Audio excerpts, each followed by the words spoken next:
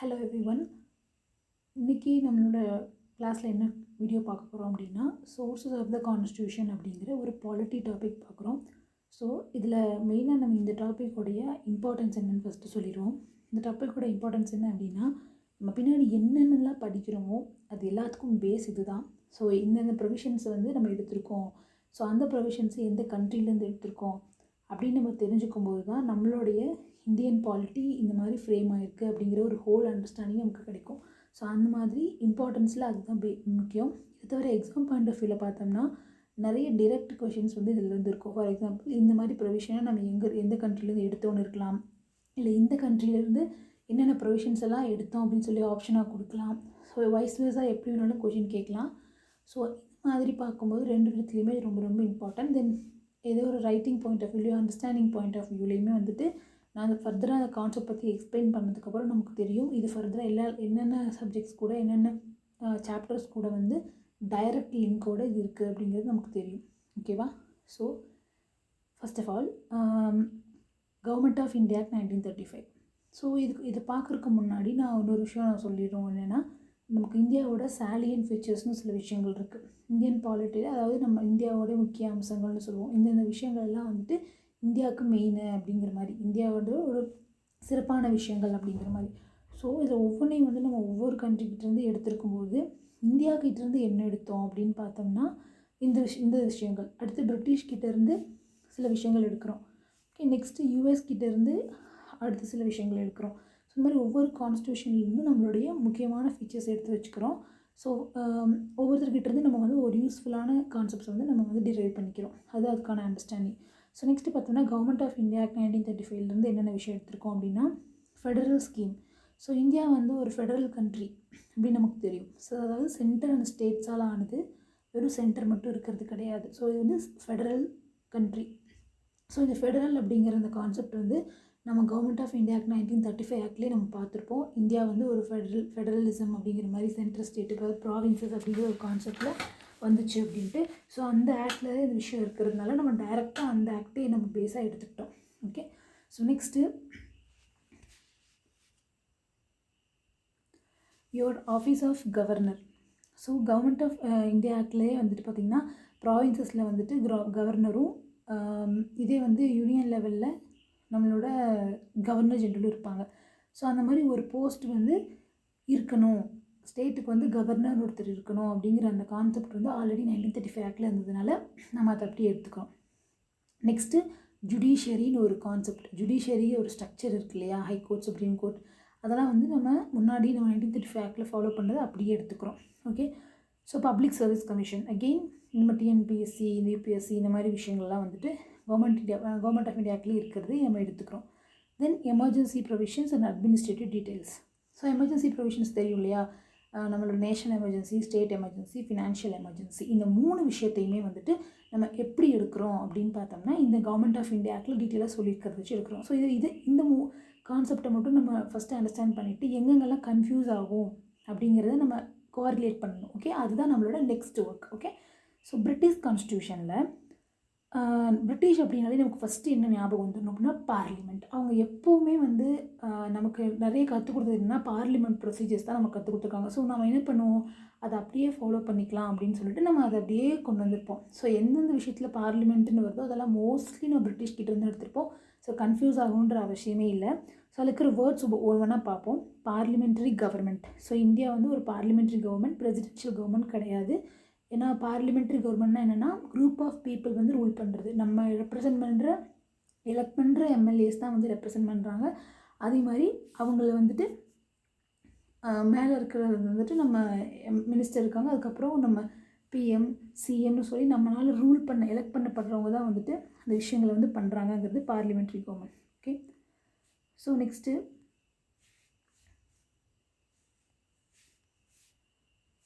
Your rule of law. So rule of law பார்த்தோம்னா, சட்டத்தின்படி ஆட்சின்னு நம்ம சொல்லுவோம். ஸோ ஆல்ரெடி பிரிட்டிஷ் கவர்மெண்ட் நமக்கு நிறைய ரூல் எழுதி பண்ணி கொடுத்ததுனால நம்ம என்ன பண்ணுறோம் அப்படின்னா, அந்த ரூல் ஆஃப் லா அப்படிங்கிற சட்டம் என்ன சொல்லுதோ அதுபடி தான் ஆட்சி நடக்கணும். ஒரு இண்டிவிஜுவல் எந்த முடிவை எடுக்க முடியாதுங்கிறது அதுக்கான ஒரே ஒரு விஷயம். பொதுவான சட்டங்கள் இயற்றப்பட்டு அந்த சட்டங்கள்னால அந்த மக்கள் ரூல் பண்ணப்படணும் அப்படிங்கிறது அதோட concept. So next legislative procedure. நம்ம அடிக்கடி சொல்கிறோம் இல்லையா, ரூல்ஸ் ஆஃப் ப்ரொசீஜர். ஸோ இப்படி தான் வந்து லா மேக் பண்ணணும், இப்படி தான் ஃபஸ்ட்டு பாஸ் பண்ணணும், லோக்சபாவில் வரணும், ராஜ்யசபாவில் வரணும்னு ஒரு நிறைய ரூல்ஸ் எல்லாம் வச்சுருக்கோம்ல. அந்த ப்ரொசீஜர்ஸ் எல்லாமே வந்து பார்லிமெண்ட்ரி விஷயத்தில் எப்போவுமே பிரிட்டிஷ் தான் ஹெட்டுங்கிறதுனால அவங்க தான் ஸ்டார்ட் பண்ணி நல்லா பண்ணிட்டு இருந்தாங்கன்றதுனால நம்ம அவங்களே வந்து அவங்கள்ட்டருந்தே அந்த விஷயத்தையும் ஃபாலோ பண்ணிக்கிறோம். தென் சிங்கிள் சிட்டிசன்ஷிப், இந்த மாதிரி சில விஷயங்கள் இருக்குது. சிங்கிள் சிட்டிசன்ஷிப் அப்படிங்கிறதுலாம் வந்து பார்த்தோம்னா எப்போவுமே வந்து ஒரு யூனிட்டரி கவர்மெண்ட். பிரிட்டிஷ் பார்த்திங்கன்னா ஒரு சென்டர் ஸ்டேட் ரிலேஷனில் கிடையாது, அவங்க வந்து வெறும் சென்டர் மட்டும்தான் ரொம்ப ஸ்ட்ராங்காக இருப்பாங்க. ஸோ அந்த மாதிரி இடத்துல சிங்கிள் சிட்டிசன்ஷிப் கொடுத்தா ஓகே.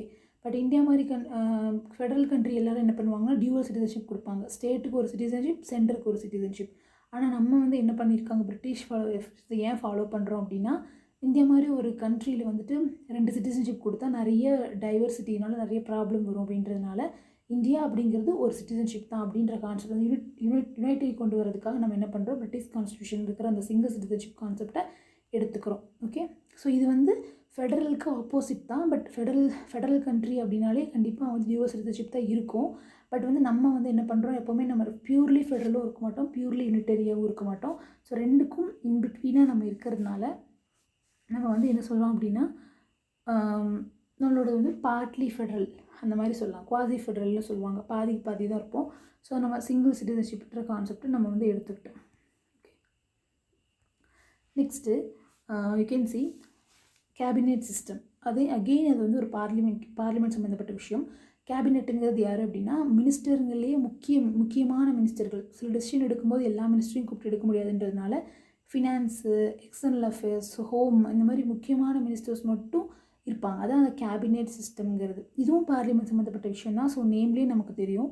நெக்ஸ்ட்டு வந்து parliamentary privileges, bicameralism, prerogative writs, இதெல்லாம் என்ன அப்படின்னா பார்லிமெண்ட் சம்மந்தப்பட்ட விஷயம். Bicameralism name itself shows 2 house இருக்கிறது தான் பைகேமரலிசம். லோக்சபா, ராஜ்யசபா, அந்த மாதிரி கான்செப்ட்லாம் பிரிட்டிஷ் கிட்டேருந்து அவங்க ரூல் பண்ணும்போதே நம்மளை அப்படி தான் கொண்டு வந்திருந்தாங்க. So automatically we have taken that from. So every word is related to parliament, so you can easily relate British constitution. So any word is given in the exam, you can easily find out whether it is a British constitution or not. Okay, so then we are going to US constitution. So US constitution நாலே ரொம்ப supremacy, அவங்களோட எல்லாமே வந்து ரொம்ப ஒரு கிளியராக இருக்கும் எல்லாமே. ஸோ ஃபஸ்ட்டு விஷயமே வந்து அவங்க ஜுடிஷியரிக்கு கொடுக்குற இம்பார்ட்டன்ஸை நம்ம பார்ப்போம். Independence of judiciary. We have to note this word, independence of judiciary. So what is meant by independence of judiciary is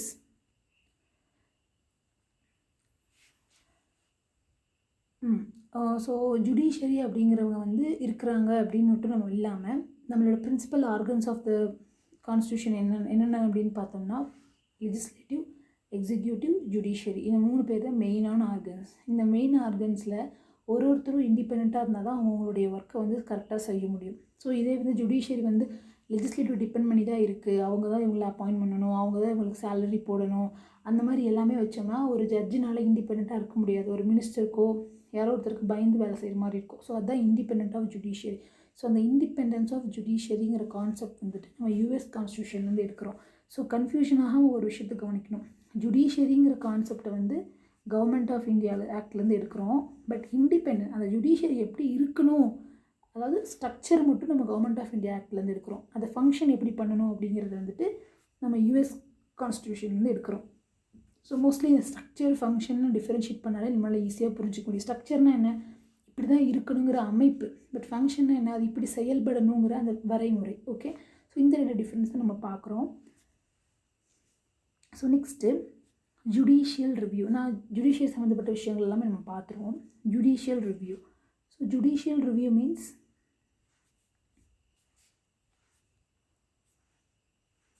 judicial review அப்படின்னா என்னென்னா, இப்போ ஒரு ஜுடிஷியரி வந்து எதையாக இருந்தாலும் ரிவ்யூ பண்ணுறது. ஒரு லா மேக் பண்ணாங்க, ஒரு அமெண்ட்மெண்ட் கொண்டு வந்தாங்க, எல்லாத்தையுமே அவங்க வந்து ஓகே லெஜிஸ்லேட்டிவ் கரெக்டாக தான் இருக்காங்களான்னு செக் பண்ணிகிட்டே இருக்குது, செக் அண்ட் பேலன்ஸ். ஸோ ஜுடிஷியரிக்கு இந்த பவரை வந்து கொடுத்துருக்கிறது அமெரிக்கன் கான்ஸ்டியூஷன்.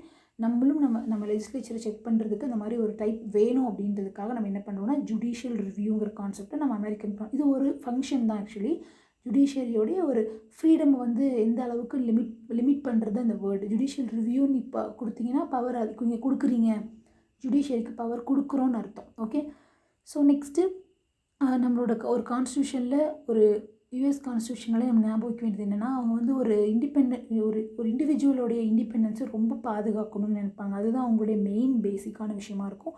ஸோ அதனால தான் அவங்க வந்து ஃபண்டமெண்டல் ரைட்ஸ் அப்படிங்கிறது முதல்ல யூஎஸ் கான்ஸ்டியூஷனில் தான் வந்துச்சு. ஓகேவா? ஸோ அந்த ஃபண்டமெண்டல் ரைட்ஸ் கூட நம்ம அதிலிருந்து தான் நம்மளோட இந்தியாவுக்கு வந்து டிரைவ் பண்ணியிருப்போம் அப்படின்னு நம்ம படிச்சிருப்போம். ஸோ ஆட்டோமேட்டிக்கலி இண்டிவிஜுவல் ஃப்ரீடம், ஒரு இண்டிவிஜுவலை வந்து கரெக்டாக இருக்கணும் அப்படின்னா அவங்கள யாருமே வந்து டிஸ்டர்ப் பண்ணாமல் இருக்கணும் அப்படின்னா அவங்கள அதை செக் பண்ணுறதுக்கு யார் இருக்கணுமோ அதுக்கு தகுந்த மாதிரி மெக்கானிசத்தை வந்து அவங்க ஃபார்ம் பண்ணி வச்சுருப்பாங்க. ஸோ அதனால தான் வந்து இந்த ஜுடிஷியரி இண்டிபெண்ட்டாக இருந்தால் தான் நீதி கரெக்டாக இருக்கும், ஜஸ்டிஸ் சிஸ்டம் கரெக்டாக இருக்கும் அப்படிங்கிறதுனால தான் அவங்க அந்த இண்டிபெண்டன்ஸ் ஆஃப் ஜுடிஷியல் ரிவ்யூ அந்த மாதிரி கான்செப்ட்ஸ்லாம் வச்சுருக்காங்க. ஸோ நெக்ஸ்ட்டு ஒரு இம்பார்ட்டண்ட்டான விஷயம் என்னென்னா, பிரசிடெண்ட் அப்படிங்கிற போஸ்ட் வந்து யூஎஸ் பொறுத்த வரைக்கும் ரொம்ப இம்பார்ட்டண்ட்டான போஸ்ட்டு. ஸோ இந்தியா மாதிரி அது நாமினல் ஹெட் கிடையாது, அங்கே ரியலான ஒரு ஹெட்டு. ஸோ அவருடைய மக்களால் அவர் எலெக்ட் பண்ணப்படுறாரு. ஸோ அங்கே வந்து அவருக்கு பவர் அதிகன்றதுனால அவரை ஈஸியாக இம்பீச் பண்ண முடியாது. Impeachment means removal. ஸோ அவங்க இம்பீச்னு சொல்கிறதுக்கு காரணம் வந்து ப்ரொசீஜர் வந்து டிஃபிகல்ட் அப்படின்றதுனால இம்பீச்மெண்ட் ஆஃப் த பிரசிடென்ட்ன்ற ஒரு வேர்டு யூஸ் பண்ணியிருப்பாங்க. ஸோ நம்ம ஏன் நம்ம தான் நாமினல் ஹெட்டாக தானே வச்சுருக்கோம், நம்ம எதுக்கு இம்பீச்மெண்ட் ஆஃப் த பிரசிடென்ட் கான்செப்டை வந்து அதுவும் யூஎஸோட கான்ஸ்டியூஷன் மாதிரி நம்ம எடுத்துக்கணும், நமக்கு தேவையில்லை அப்படின்னு நம்ம யோசிக்கக்கூடாது. நம்ம கண்ட்ரியில் எப்படி பிஎம் வந்து ஒரு ஹெட்டு நம்ம வச்சுருக்கோமோ அதுக்கு மேலே செக் அண்ட் பேலன்ஸ் மாதிரி ஒரு லா பாஸ் பண்ணும்போது 2 ஹவுஸ் மட்டும் இல்லாமல் பிரசிடெண்ட்டும் பாஸ் பண்ணாத அது பாஸ் ஆகும் நம்ம வச்சுருக்கும் போது president is a part of the parliament அப்படிங்கிற மாதிரி கான்செப்டில் தான் நம்ம வரோம். ஸோ அந்த பிரசிடெண்ட்டை வந்து ஈஸியாக ரிமூவ் பண்ண முடியும் அப்படின்னு நம்ம வச்சுட்டோம்னா, ஒரு லா மேக் பண்ணும்போது அவர் அது ஓகே சொல்ல மாட்டார் அப்படின்னு தோணுச்சுன்னா அந்த பிரசிடெண்ட்டை மாற்றலாங்கிற அந்த ஈஸி ஆப்பர்ச்சுனிட்டி அவைலபிள் ஆகிடும். ஸோ அதை நம்ம பண்ண முடியாதுங்கிறதுக்காக அவரையும் நம்ம செக் அண்ட் பேலன்ஸாக வச்சுருக்கோம் அப்படின்றதுனால நம்ம என்ன பண்ணுறோம், இம்பீச்மெண்ட் ஆஃப் த பிரசிடெண்ட்டுங்கிற கான்செப்டை யூஎஸ் கிட்டேருந்து எடுத்துக்கிறோம். ஸோ அகெயின் ஒரு பாயிண்ட் வந்து ஜுடிஷியல் ரிலேட்டடாக வருது, removal of supreme court and high court judges. அது வந்து பார்த்தோம்னா அதே தான் ரிமூவல் எப்போவுமே டஃப்பாக வச்சுருப்பாங்க யூஎஸ் கான்ஸ்டியூஷன். ஏன்னா அவங்கள ஈஸியாக லெஜிஸ்லேச்சரில் இருக்க பீப்புள்னால எடுத்துட முடியும் அப்படின்னா அவங்களுக்கு சாதகமாக இருக்க ஆளுங்களை அங்கே வைப்பாங்க அப்படின்றதுனால தான்.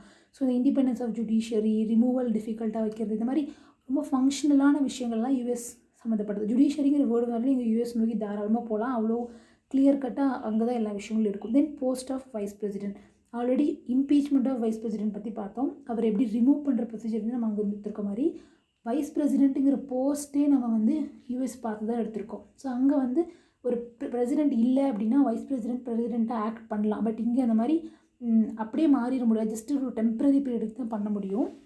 பட் ஸ்டில் நம்ம வந்து என்ன சொல்லலாம் அப்படின்னா அந்த போஸ்ட்டுன்னு ஒன்று வேணும் அப்படின்னு நெசசிட்டி வந்து நம்ம ஃபீல் பண்ணி நம்ம வந்து யூஎஸ் கான்ஸ்டியூஷன்லேருந்து எடுத்திருக்கோம். ஓகே, டீட்டெயில் நம்ம பின்னாடி பார்க்கும்போது நமக்கு அது ரிலேட் பண்ணுறதுக்கு ஈஸியாக இருக்கும். ஸோ இந்த மாதிரி பிரசிடெண்ட் அண்டு கோர்ட் ரிலேட்டட் திங்ஸை வந்து நம்ம யூஎஸ் கான்ஸ்டியூஷன்லேருந்து எடுத்திருக்கோம். Okay, next one Irish constitution. So Irish கான்ஸ்டியூஷனில் பார்த்தோம் அப்படின்னா ரொம்ப சிம்பிள். ஓகே, இதில் வந்து பார்த்தோம்னா பர்டிகுலர் திங்ஸை நம்ம ஈஸியாக ஞாபகம் வச்சுக்கலாம். ஒன்று வந்து DPSP, directive principles of state policy. Okay, இந்த டைரக்டிவ் பிரின்சிபல்ஸ் ஆஃப் ஸ்டேட் பாலிசினால் என்ன அப்படின்னு பார்த்தோம்னா, எதையெல்லாம் ஃபண்டமெண்டல் ரைட்ஸில் நம்மளால் கொடுக்க முடியாதோ, இல்லை அந்த ஸ்டேட்ஸ்னால் அப்போதைக்கு எந்த கேப்பபிலிட்டி இல்லை, பட் வந்து வரப்போகிற நாட்களில் ஒரு ஸ்டேட்டுக்கு கைடிங் ஃபேக்டராக ஆக்ட் ஆகிறது தான் வந்து directive principles of state policy. So அந்த மாதிரி ஒரு இம்பார்ட்டண்ட்டான விஷயத்தை நம்ம ஐரிஸ் கான்ஸ்டியூஷன்லேருந்து எடுத்திருக்கோம். தென் இந்த பாயிண்ட்டை நம்ம நெக்ஸ்ட் பாயிண்ட்டை நம்ம ஃபர்தராக ரிலேட் பண்ணி படிப்போம். Okay,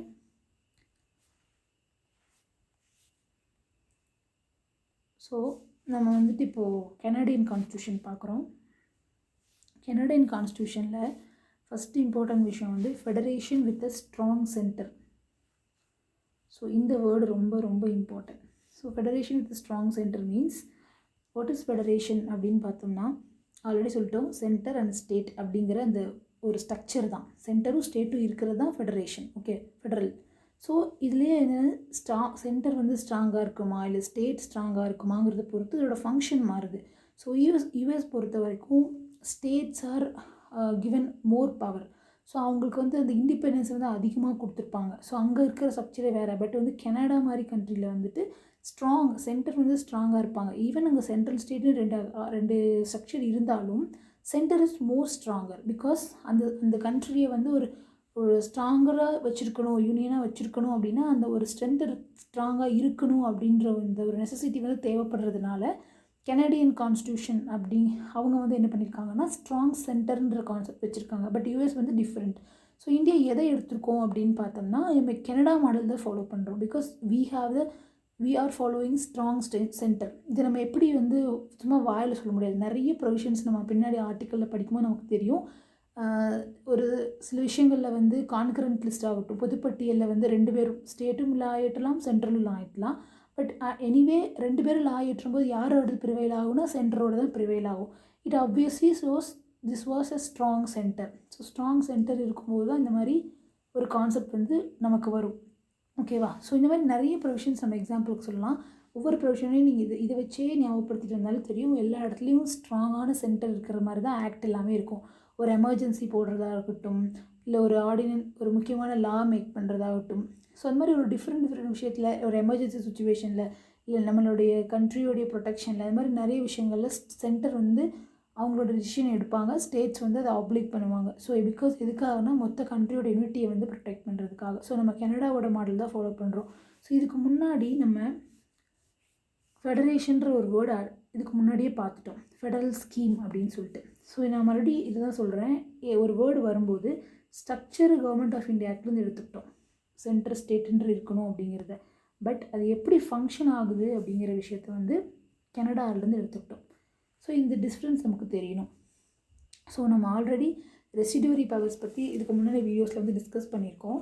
but what is ரெசிடுவரி power நான் சொல்லியிருப்பேன். 3 லிஸ்ட்லேயும் இல்லாத விஷயம் தான் ரெசிடுவரி பவர். அந்த ரெசிடுவரி பவர் வந்துட்டு பொதுவாக வந்து ஃபெடரல் கண்ட்ரிஸ் யார்கிட்ட கொடுத்துருப்பாங்கன்னா ஸ்டேட்ஸ் கிட்ட கொடுத்துருப்பாங்க. எதுக்காகனா அவங்களுக்கு அட்டானமி இருக்குது, நீங்கள் இதை பார்த்துக்கோங்க, டீல் பண்ணிக்கோங்கன்ற மாதிரி விட்டுருவாங்க. பட் கனடா மாதிரி கான்ஸ்டியூஷனில் ஸ்ட்ராங் சென்டர் இருக்கிறதுனால automatically it rest with centre. Okay. So அதே மாதிரி தான் நம்ம இந்தியன் கவர்மெண்ட்டும் resting of residuary powers in centre. Okay, simple. So next appointment of state governors by the centre.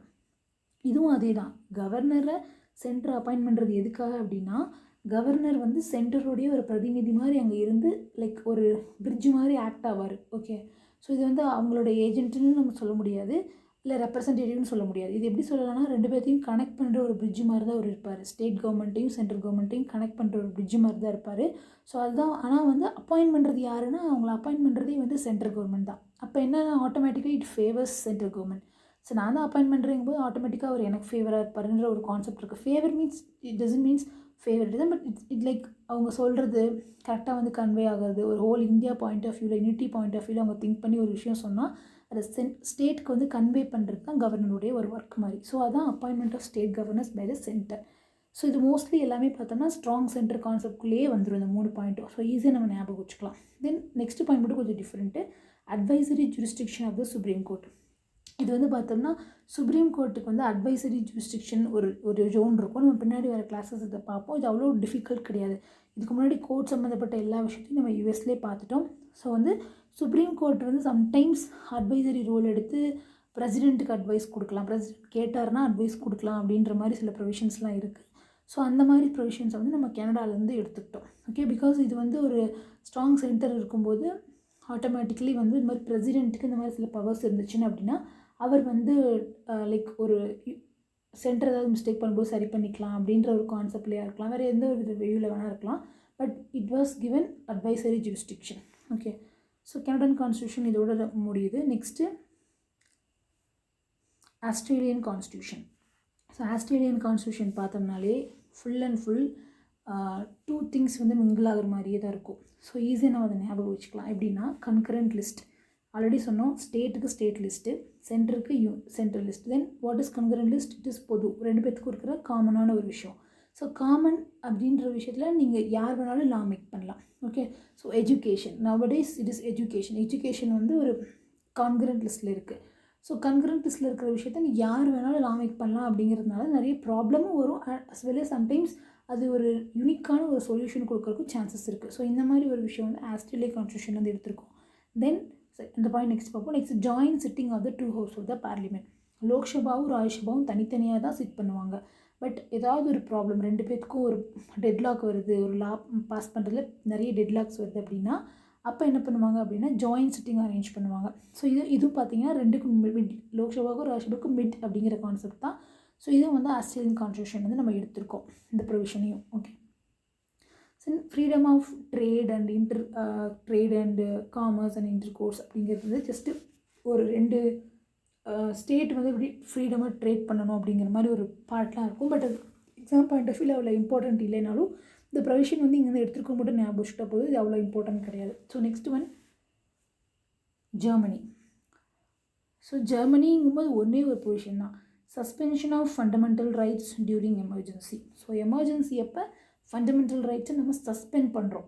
So இது வந்து கிரிட்டிசைசேஷன் நிறைய இருந்தாலும் பட் ஸ்டில் எமர்ஜென்சி அப்போ ஃபண்டமெண்டல் ரைட்ஸை நம்ம சஸ்பெண்ட், அதாவது கிடைக்காது அப்படின்னு சொல்லி நம்ம சஸ்பெண்ட் பண்ணுறோங்கிற கான்செப்ட் ஜெர்மனிக்கிட்டேருந்து எடுக்கிறோம். பட் இதுக்கு முன்னாடி நம்ம ஒரு விஷயம் பார்த்தோம், ஃபண்டமெண்டல் ரைட் அப்படிங்கிற வேர்டு. ஃபண்டமெண்டல் ரைட்டுங்கிறது நம்ம யார்கிட்டேருந்து எடுத்துக்கிறோன்னா யூஎஸ்கிட்டேருந்து எடுத்துக்கிறோம். ஓகே, எமர்ஜென்சி ப்ரொவிஷன் யார்கிட்டேருந்து எடுத்துக்கிறோன்னா கவர்மெண்ட் ஆஃப் இந்தியா ஆக்ட்லேருந்து எடுக்கிறோம். ஓகே, ஸோ இங்கே நம்ம என்ன பார்க்குறோன்னு தெளிவாக இருக்கும். ஸோ இந்த கன்ஃபியூஷன் தான் எக்ஸாம் நமக்கு வரும். இந்த வேர்டு பார்க்கும்போது சரியாக படிக்கலைன்னா இந்த கன்ஃபியூஷன் வரும். So suspension of fundamental rights, fundamental ரைட்டை சஸ்பெண்ட் பண்ணுறோம், நீ ரத்து செய்கிறோம் அப்படின்னா மட்டும்தான் அது ஜெர்மனிலேருந்து எடுத்திருக்கோம் அப்படின்னு அர்த்தம். ஸோ அது நம்ம கிளாரிட்டி எக்ஸாமில் கண்டிப்பாக தேவைப்படும். So next Soviet, Russia and French வந்து நம்ம ஈஸியாக கம்பேர் பண்ணி படிச்சுக்கலாம். ஓகே, ரஷ்யானாலே ஃபண்டமெண்டல் டியூட்டிஸ். ஸோ ரைட்ஸ் யார்கிட்ட இருந்துன்னா யூஎஸ்கிட்ட இருந்து, டியூட்டிஸ் யார்கிட்ட இருந்துன்னா ரஷ்யா கிட்ட இருந்து, because they are more duty orient, communism and all. So next அந்த idea of justice, socio economic and political இந்த ப்ரியாம்பிளில் 3 வேர்டு இருக்குது, இந்த சில நிறைய வேர்ட்ஸ் இருக்கு இல்லையா. ஸோ அதில் ஒன் ஆஃப் த வேர்டு வந்து ஜஸ்டிஸ். ஸோ ஜஸ்டிஸ் அப்படிங்கிறது வந்து சோஷியலாகவும் இருக்கணும், எக்கனாமிக்கலாகவும் இருக்கணும், பொலிட்டிக்கலாகவும் கிடைக்கணும் அப்படிங்கிறது தான் வந்து ஒரு ஐடியல் தான். இதெல்லாமே ஆக்சுவலி இது வந்து யுஎஸ்எஸ்ஆரோடைய ஒரு ஐடியல். ஸோ அந்த ஐடியல் நம்ம வந்து எடுத்திருக்கோம். ஸோ ஃப்ரெஞ்சில் பார்த்தோம்னா ரிப்பப்ளிக்னா குடியரசு அப்படிங்கிறது. குடியரசுனால் நம்மளுடைய முடிவுகளை நம்மளே எடுக்கிறோம், லைக் சாவரின். அதே மாதிரி குடியரசு அப்படின்னு பார்த்தோம்னா ரிப்பப்ளிக் என்ன அர்த்தம்னா நமக்கு கீழே இருக்க மக்களால் என்ன சொல்கிறது, மக்களால் தேர்ந்தெடுக்கப்பட்ட ஒரு கவர்மெண்ட்டு அப்படின்னு அர்த்தம். ஸோ இது வந்து கிங் ரூல் கிடையாது, இது வந்து ரிப்பப்ளிக்னா ஆப்போசிட் டு கிங் ரூலில் அவங்க ஃபேமிலி மட்டும் தானே ரூல் பண்ணுவாங்க. பட் வந்து ரிப்பப்ளிக்கில் வந்துட்டு அந்தந்த மக்களால் தேர்ந்தெடுக்கப்பட்ட யார் வேணாலும் ரூல் பண்ணலாம் அப்படிங்கிற கான்செப்ட் வந்து ஃப்ரெஞ்சு. இதுவே நமக்கு தெரியும் இல்லையா, ஏன்னா ஃப்ரெஞ்சு ரெவல்யூஷன் தான் இந்தியா நம்மளோட வேர்ல்டில் ரொம்ப பெரிய ஒரு முக்கியமான ஒரு ரெவல்யூஷன். ஏன்னா அங்கே வந்து என்ன நடந்ததுன்னா, இந்த மாதிரி ராஜா இந்த மாதிரி கிங்கில் நடக்கிற பிரச்சனைலாம் தீர்த்து வச்சு மக்களால் தேர்ந்தெடுக்கப்பட்ட ஒரு ஆட்சி வந்து நடக்கணும் அப்படிங்கிறதுக்காக தான் வந்துட்டு ஃப்ரெஞ்சு வந்து போராடினாங்க. ஸோ அதனால தான் ரிப்பப்ளிக்குங்கிற வேர்டு வந்து அவங்ககிட்ட நம்ம எடுக்கிறோம். Next ideals of liberty, equality and fraternity. So ப்ரியாம்பிளில் சில வேர்ட்ஸ்லாம் இருக்குது. ஸோ நம்ம அந்த ப்ரியாம்பிள் பார்க்கும்போது பார்ப்போம், அதில் ஆல்ரெடி ஒரு வேர்டு ஜஸ்டிஸுங்கிற வேர்டு நம்ம ரஷ்யாவோட வச்சு பார்த்துட்டோம். இந்த லிபர்ட்டி, ஈக்குவாலிட்டி, ஃப்ரெட்டர்னிட்டி, LEF அப்படின்னு நம்ம சொல்லுவோம். Liberty, equality, fraternity. ஸோ இந்த 3 வேர்டுமே வந்துட்டு ஆல்ரெடி ரிப்பப்ளிக் வேணுன்றதுக்காக அவங்க வந்து அந்த லிபர்ட்டி வேணும் அப்படின்னு சொல்லி போராடினதுனால ஈக்குவாலிட்டி, லிபர்ட்டி இது எல்லாமே சேம் கான்செப்ட் தானே. ஸோ நம்ம வந்து அதை அங்கே நம்ம வந்து ஃப்ரெஞ்ச் கான்ஸ்டியூஷன் வந்து டிரைவ் பண்ணுறோம் வைக்கிறோம். ஸோ இங்கே கன்ஃபியூஷன் வரும்போதே வந்து எங்கே வரும்னா, ஜஸ்டிஸுங்கிறது ஒரே ஒரு வேர்டு தான். ஜஸ்டிஸ்குள்ளே தான் அந்த social justice, economic justice, political ஜஸ்டிஸ்னு வரும். கன்ஃபியூஸ் பண்ண தேவையில்லை. ஃபண்டமெண்டல் டியூட்டிஸையும் ரைட்ஸையும் கம்பேர் பண்ணிவிட்டு ரைட்ஸ் வந்து யூஎஸோடது, டியூட்டிஸ் வந்து யூஎஸ்எஸ்ஆரோடது ஞாபகம் வச்சிட்டோம்னா, ஜஸ்டிஸ் அப்படிங்கிறது வந்துட்டு ரஷ்யாவுக்கு வரும். இது ஃப்ரெஞ்சுக்கு வந்துட்டு ரிப்பப்ளிக்குங்கிற, நான் ஆல்ரெடி சொன்ன அந்த ஃப்ரெஞ்ச் ரெவல்யூஷனை கொஞ்சம் ஸ்டோரி ஞாபகப்படுத்தினோம்னா, liberty, equality, fraternity and the word republic. So இது எல்லாமே நமக்கு ஞாபகம் வந்துடும். ஓகே, ஸோ நெக்ஸ்ட் கான்ஸ்டியூஷன் வந்துட்டு சவுத் ஆஃப்ரிக்கன் கான்ஸ்டியூஷன். ஸோ நம்மளோட procedure for the amendment of the constitution, இந்த வேர்ட் ரொம்ப முக்கியம். ஏன்னா நம்ம கான்ஸ்டியூஷனை அமெண்ட் பண்ணலாம் அப்படின்னு சொல்லி நம்ம வச்சுருக்கோம். ஸோ அமெண்ட் பண்ணுற அளவுக்கு எப்படிலாம் பண்ணணும், என்னென்ன ப்ரொசீஜர் ஃபாலோ பண்ணணும், எந்தெந்த ஹவுஸ் எப்படி பண்ணணும் அப்படின்ற மாதிரி ஒரு கான்ஸ்டியூஷனல் அமெண்ட்மெண்ட்டை எப்படி பண்ணணுன்ற அந்த ப்ரொசீஜரை வந்து நம்ம சவுத் ஆஃப்ரிக்கா இது வந்து தனியாக யூனிக்காக இருக்குது. So South Africa is related to procedure for amendment of constitution. இது எது கூட நம்ம கன்ஃபியூஸும் ஆகாது. ஸோ நம்ம அதை தனியாக ஞாபகம் வச்சுக்கலாம். தென் ஜப்பானீஸ் கான்ஸ்டியூஷனில் ஒரே ஒரு வேர்டு தான், procedure established by law. So law எந்த ப்ரொசீஜர் சொல்லுதோ அந்த ப்ரொசீஜர் தான் நம்ம வந்து ஃபாலோ பண்ணணும் அப்படிங்கிறது இதுலேருந்து நம்ம சொல்கிறோம். இதுக்கு முன்னாடி ரூல் ஆஃப் லான்னு ஒரு வேர்டு பார்த்தோம். அந்த வேர்டு எங்கேருந்து எடுத்துருக்கோன்னு பார்த்தா பிரிட்டிஷ் கான்ஸ்டியூஷன்லேருந்து எடுத்திருப்போம். Okay, so rule of law. இது ரெண்டையும் கன்ஃபியூஸ் ஆகும்போது பார்த்துக்கணும். ரூல் ஆஃப் லாங்கிற வேர்டு பிரிட்டிஷ் கான்ஸ்டியூஷனோடது, இதுவே வந்துட்டு your Japanese constitution have procedure established by law. Okay, so இது தவிர ஒரே ஒரு பாயிண்ட் மட்டும் நம்ம விட்டுருக்கோம். ராஜ்யசபாவோட மெம்பர்ஸ் எப்படி எலெக்ட் ஆகுறாங்க. ஸோ நமக்கு தெரியும் இல்லையா, அந்த 1/3 ஆஃப் த மெம்பர் வந்து ரிட்டையர் ஆவாங்க. ஸோ இன்னும் சில பேர் எப்படி எலெக்ட் ஆவாங்கன்னா, ஒவ்வொரு ஸ்டேட்டில் இருக்கிற பீப்புளெலாம் அப்படி அந்த ஓட் பேங்க் பாலிசி அதெல்லாம் நமக்கு ரொம்ப டீட்டெயிலாக போக வேண்டாம். பட் அந்த எலெக்ஷன் ப்ரொசீஜர் வந்துட்டு ராஜ்யசபாவோட வந்து எங்கேருந்து எடுத்துருப்போம்னா சவுத் ஆஃப்ரிக்கன் கான்ஸ்டியூஷன்லேருந்து எடுத்திருப்போம்.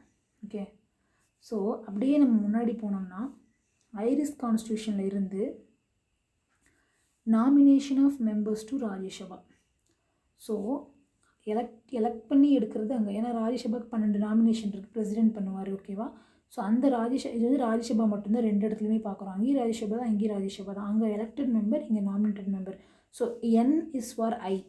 ஓகே, NI N நாமினேட்டட் அப்படின்னு வரும்போது நம்ம வந்து ஐரிஷ் கான்ஸ்டியூஷன் தருவோம் NI. ஸோ இதே வந்துட்டு நம்ம எலெக்டட் மெம்பர்ஸ் பார்க்கும்போது South Africa ES NIES. Just have some start form so that you will don't forget. Okay, so election வந்துச்சுன்னா it is from South Africa. But வந்து நாமினேட்டட் மெம்பர்ஸ் பற்றி எங்கே அந்த ப்ரொசீஜர் எங்கேருந்து வந்துச்சு அப்படின்னா ஐரிஷ் கான்ஸ்டியூஷன். இதே மாதிரி இன்னொரு முக்கியமான விஷயம் ஐரிஷ் கான்ஸ்டியூஷனில் இருக்குது, method of election of president. So பிரசிடெண்ட்டை எப்படி எலெக்ட் பண்ணணுங்கிற அந்த ஒரு ப்ரொசீஜர். இம்பீச்மெண்ட் ஆஃப் பிரசிடெண்ட்டும் நம்ம பார்த்தோம், எப்படி ரிமூவ் பண்ணுறதுங்கிறது. ஸோ எப்படி ரிமூவ் பண்ணுறதுங்கிறத நம்ம US கிட்டேருந்து எடுத்துருந்தோம், impeachment of the president. But here method of election of president. So பிரசிடெண்ட்டோட எலெக்ஷன் கொஞ்சம் டிஃப்ரெண்ட்டாக இருக்கும், நமக்கு தெரியும். ஸோ அந்த மாதிரி அந்த ப்ரொசீஜர் வந்து நம்ம என்ன பண்ணுறோம் அப்படின்னா ஐரிஷ் கான்ஸ்டியூஷன் வந்து எடுக்கிறோம். ஸோ சில விஷயங்கள் எங்கெங்கெல்லாம் யூனிக்காக இருக்குதுன்னு பார்த்து பெஸ்ட்டு வந்து நம்மளோட கான்ஸ்டியூஷனில் நம்ம எல்லாமே கட் காப்பி பேஸ்ட்னு சொல்ல முடியாது. Because we have taken the best and we have produce our constitution very best. Okay, so in that way so நம்ம எல்லாருமே டிஸ்கஸ் பண்ணிட்டோம். ஸோ MCQ பாயிண்ட் ஆஃப் வியூவில் அகெயின் சொல்கிறேன், ரொம்ப சிம்பிளாக ஷார்ட் ஃபார்ம் வச்சு நம்ம ஞாபகம் வச்சுக்கலாம். எதெல்லாம் கன்ஃபியூஸ் ஆகுமோ அந்த வேர்ட்ஸ் எல்லாம், rule of law, procedure establish by law, இந்த கான்செப்ட் சொன்னோம்.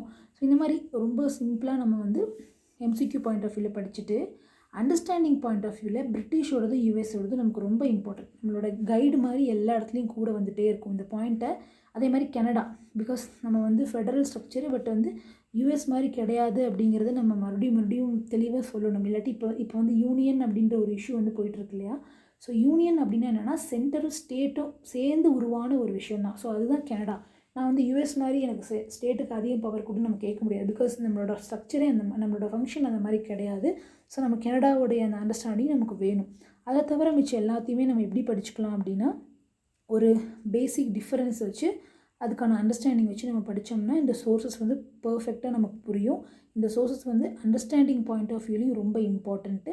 ஸோ ஐ திங்க் இந்த செஷன் வந்து உங்களுக்கு கண்டிப்பாக ஹெல்ப்ஃபுல்லாக இருந்திருக்கும்னு நினைக்கிறேன். ஃபர்தராக ஏதாவது டவுட்ஸ் இருந்ததுன்னா இல்லை சம்மந்தமாக ஏதாவது வீடியோ ஏதாவது வேணும் அப்படின்னா நம்ம ஃபர்தராக கமெண்ட் பாக்ஸில் அதை பற்றி போடுங்க, நம்ம அதை பற்றி வீடியோ பண்ணலாம். ஓகே, தேங்க்யூ ஃபார் வாட்சிங் அண்ட் தேங்க்யூ.